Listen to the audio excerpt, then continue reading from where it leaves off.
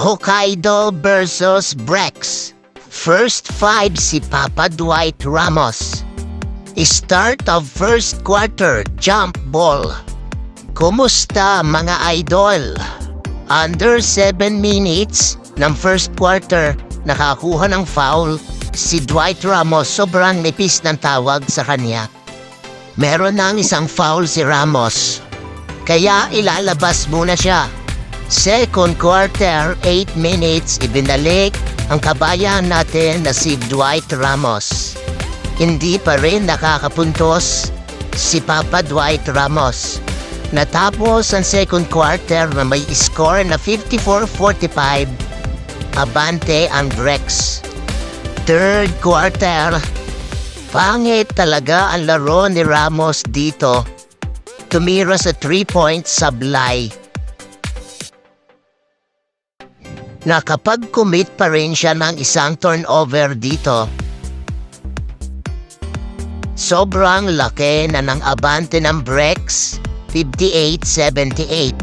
Abante ng 20. Sa huli panalo ang Brex, 101-79.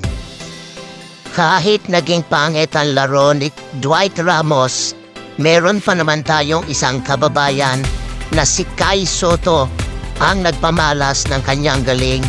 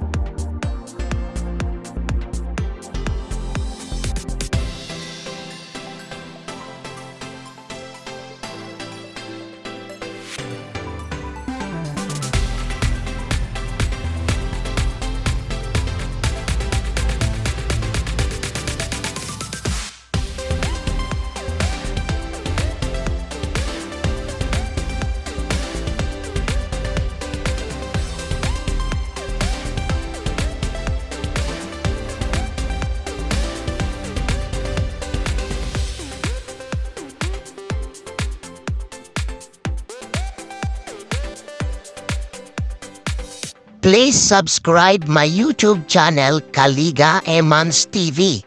Please like, comment, and share. Thank you for watching mga idol.